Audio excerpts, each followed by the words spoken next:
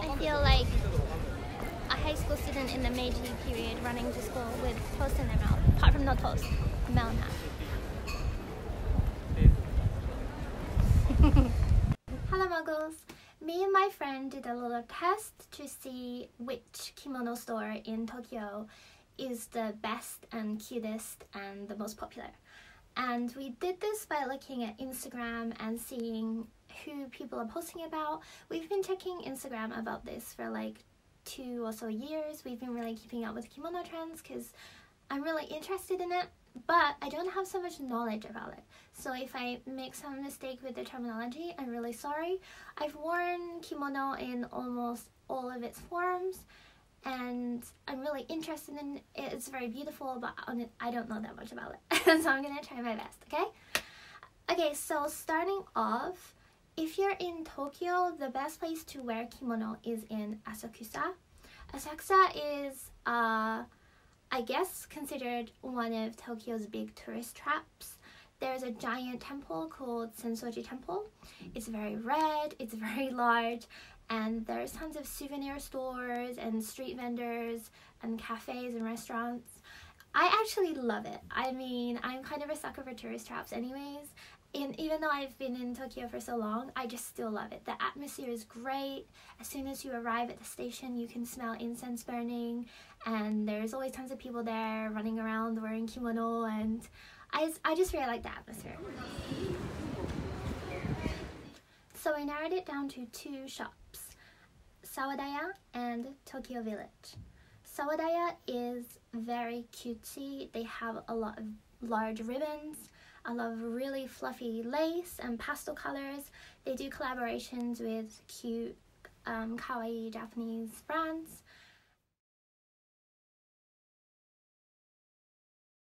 And yeah, their style is very, very cute. There's a lot of pink.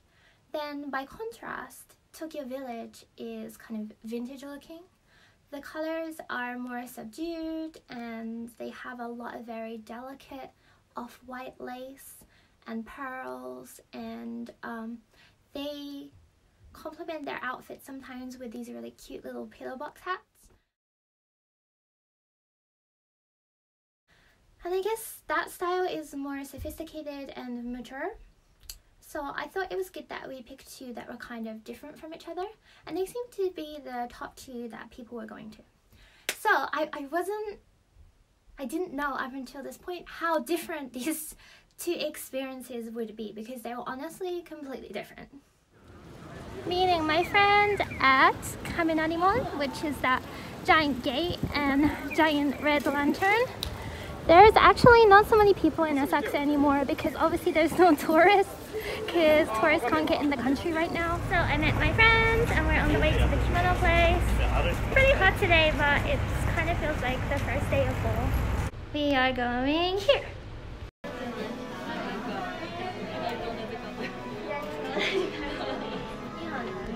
I think I'm gonna go with this one. It's the pinkest one they have, and Nicole has this kind of mustardy one.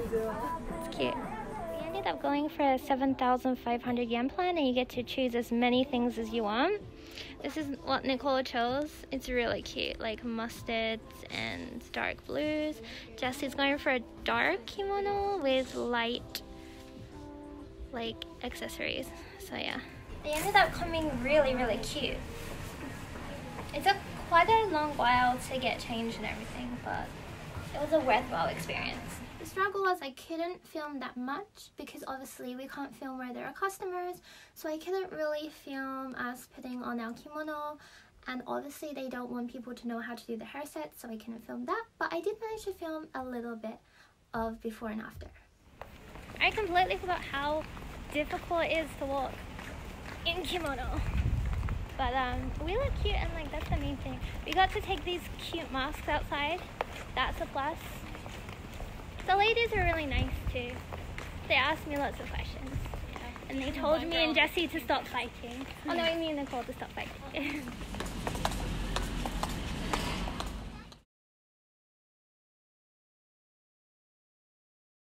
We went to Tokyo Village first. And the thing I remember most about Tokyo Village is that it was very businessy. We arrived and people were already leaving.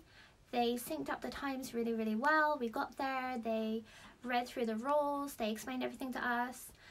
We immediately started choosing our kimono, and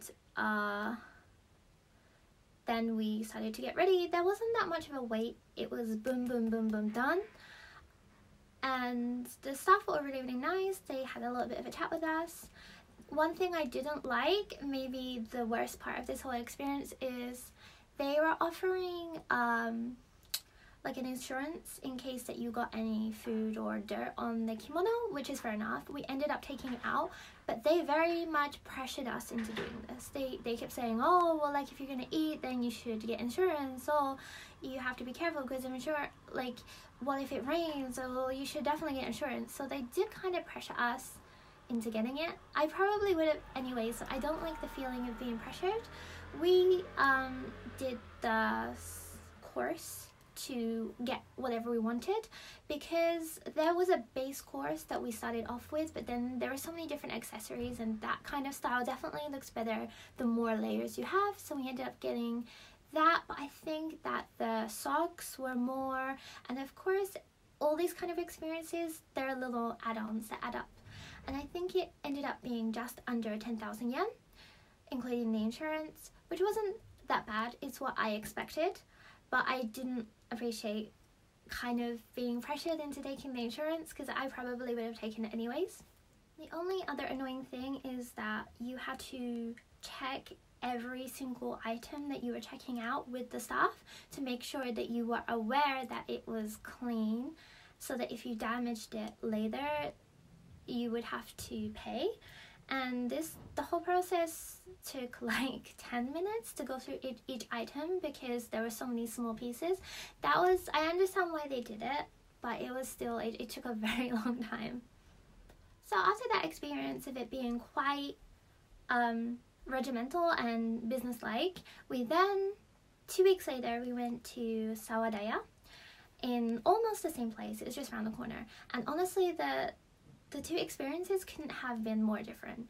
My friend actually said she saw, from looking at the Instagram, it looked like Sawadaya is a very old kimono store that had probably been taken over by their daughter. He was into Instagram and decided to make it more modern.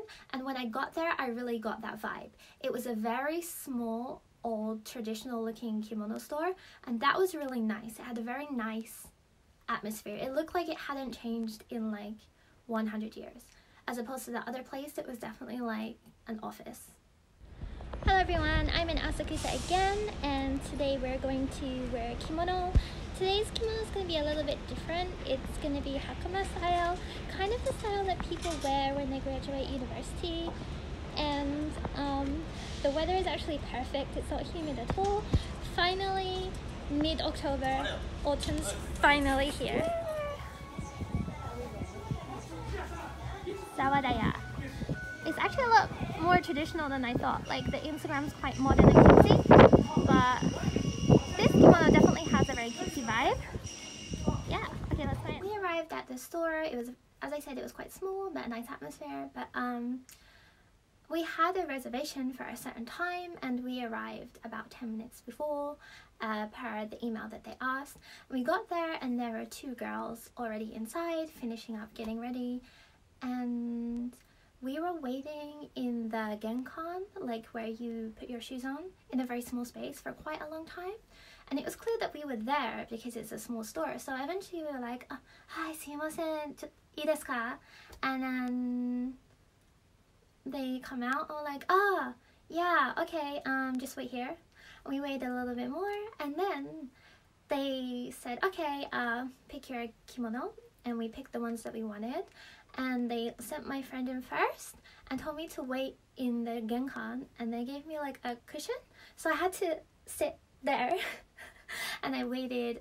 It must have been more than 20 minutes, and the women kept coming through and like getting stuff from the shelves behind me and leaning over me, and I felt like really in the way. And the genkan is in the shop front, so there's people walking past and seeing me sitting there. It was not a good experience for me personally, someone that is kind of anxious. But then after that was fine. They let us in and let me in. My friend was already done when I started, so that took a while, particularly as we got a hair set and my hair is much longer and it took them a little while to curl it. And then the whole process once we started didn't actually take that long. It didn't take as long as Tokyo Village, but there was so much waiting time. So yeah, we were done. The staff were chatting with us the whole time. They were really, really nice. And when we left, the woman accidentally almost gave us one of the other customers' bags instead. I think she got a little bit confused. So like, I think like in terms of business, this store isn't so good. Like they seem to like mix up dates and get confused quite a bit. But I mean, it was kind of endearing, I guess. So yeah, that was it. And then we left. Ta-da! We are transformed. But yeah, it's really, really, really cute. It's pretty comfortable. I like hakama a lot more than kimono and yukata. I'm not sure why. I think it's because the skirt's wider. It's easier to walk in. You can actually move your legs. Right? My mask's way too big for my face is the only problem. It keeps going in my eyes. Yeah, I like the massive ribbons. Yeah. You look adorable.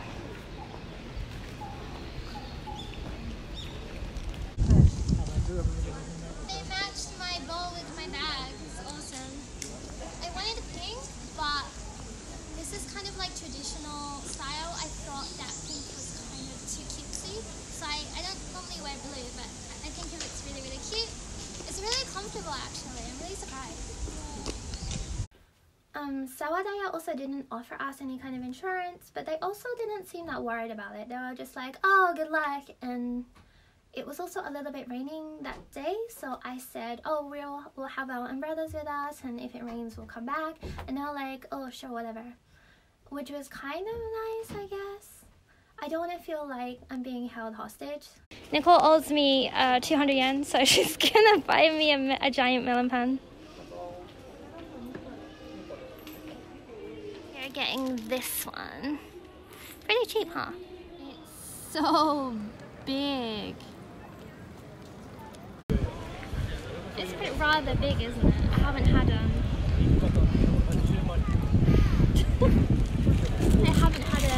one as big as this before. I have had quite a few big ones in this.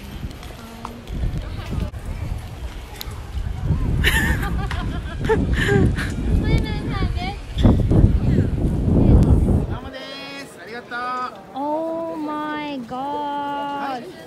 The worst part of this experience was actually before we went, and it was making a reservation. We've tried to make a reservation for this place for years, honestly. And every time we did, we'd email them and say, I want to wear your kimono, and they would say, okay, what day? And we'd tell them a day, and they'd say, oh, we're busy that day. And they wouldn't offer an alternative. And we went back and forth for a while, and I guess we just kind of gave up or whatever. And then recently, there was some new kimono that they started doing that looked really, really cute. My friend mailed them and tried to make a reservation, and they said, sorry, you have to reserve for this at this date at 12 o'clock at midnight. And I think it was like October 1st or something at midnight. So my friend waited till October 1st at midnight, and she mailed them the reservation. And the next day, she got a mail back saying that it was full. And somehow I don't believe that that like so many people mailed the same kimono the same day. It was just weird. So like that left kind of a bad taste in my mouth. But then she tried again, and they said, we have the hakama, which is what I wanted to wear, so you can wear this on that date. So we managed to get a reservation in the end, but honestly, it was like pulling teeth. And I don't think when you're running a business, if you're full, you should try to offer some kind of alternative. It is Ichigo milk dango. It's like a red, no, it's like a bean. No, it's a rice cake. Oh. Rice cake, and there's like a milk kind of cream on top with strawberries. It looks really, really good.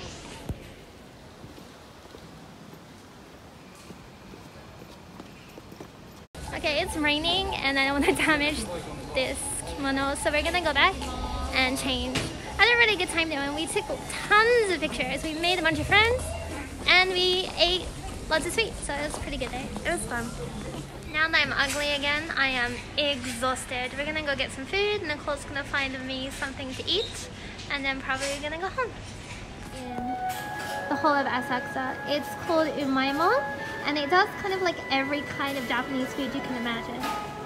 It's pretty cheap too. So I ordered the sashimi set, and it has this really cute rabbit made out of daikon. And Nicole, what do you get? This is the katsudon. That looks really, really good.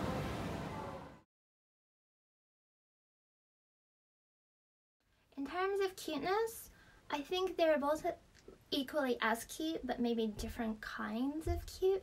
I think that the Sawadai one actually suited me more, but I mean, it just depends on the person, I guess. Yeah, I think that Sawadai actually has a lot more different kinds of kimono, so they can get more repeat customers, whereas Tokyo Village, it seems like they only have one kind of style, so you might get bored of it after a couple of times. But it definitely seems like from when we were walking around, we could definitely see who was wearing kimono from Tokyo Village and who was wearing kimono from Sawadaya, and it seemed like the kind of girls who like Japanese brands and like very kawaii, like Sanrio, or even like Banya, tend to go more for Sawadaya, but regular Japanese girls who maybe are not so much into fashion, they seem to enjoy Tokyo Village because it's kind of like vintagey and a little bit more toned down. So lastly, I think there were two completely different experiences. Maybe think which one suits you better if you like to be in and out and wear something vintagey than Tokyo Village, but if you're more into a cutesy kind of style and you don't mind them being a little bit haphazard and maybe winning a little bit more, then I would suggest Sawadaya. Either way, they're both very good experiences. I would recommend them both, honestly.